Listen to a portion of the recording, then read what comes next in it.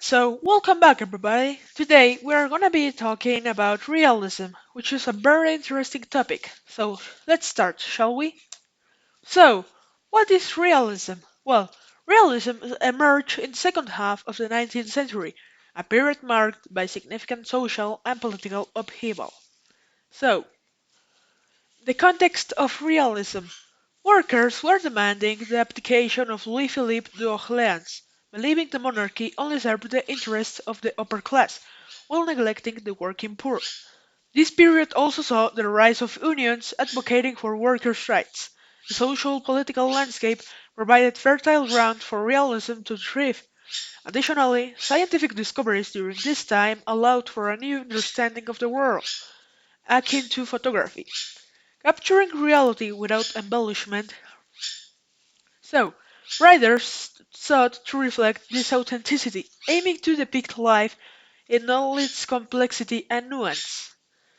So, for a quick explanation, the working class started to open their eyes and saw that the monarchy only served the interests of the most powerful people of the country at those moments.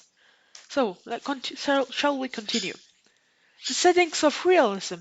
Well, there are six central settings, which are urban environments, which characteristics are cities marked by industrialization, with bustling streets, factories, and tenements. These settings highlight the structures between the proletariat and bourgeoisie, reflecting the social tensions. 2. Rural areas. Small towns and farms that illustrate the hardships of rural life, emphasizing the simplicity and daily realities faced by working class individuals. 3. Domestic spaces. Detailed portrayals of homes and interiors that reveal family dynamics, socioeconomic status, and the intricacies of daily life.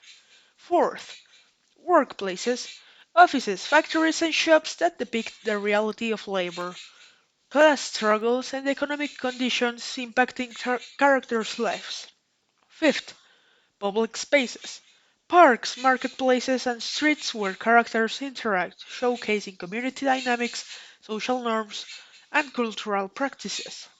And last but not least, historical context. Specific time periods that reflect the political and social issues of the day, such as class conflict, labor movements, and changing social values. So, as we can see, realism has a lot of settings, but these are the most important ones to know. So, let's continue with the characteristics of realism. Well, Uh, the realism is set it apart. The characteristic of realism set it apart from romanticism. Realism rejected emotional excess and focused instead on objectivity and practicality. It emphasized the importance of everyday life and social issues, portraying them in a detailed and observational manner. The narrative style became impersonal, steering away from the subjective eye. Prevalent in romantic works, themes of class, struggle, and political conflict were central to realist literature, providing a stark contrast to the idealized versions of the life depicted in Romanticism. Authors and works. Key authors of the realist movement include Honoré de Balzac, Gustave Flaubert, Charles Dickens, Stendhal Chekhov, Leo Tolstoy, and Benito Pérez Galdós. Some of the most important works from this period are Stendhal's The Red and the Black, which follows Julien Sorel, an aspiring priest navigating love and ambitions in a hypercritical society. Another notable work is Benito Pérez Galdós' Marianella,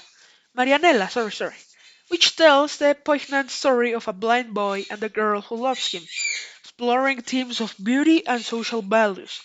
These authors and their works showcase the movement commitments to depicting life as it truly was, unvarnished and raw.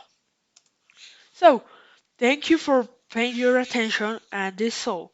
I hope you have a good day, and thank you for everything. See you on the next video. Ciao.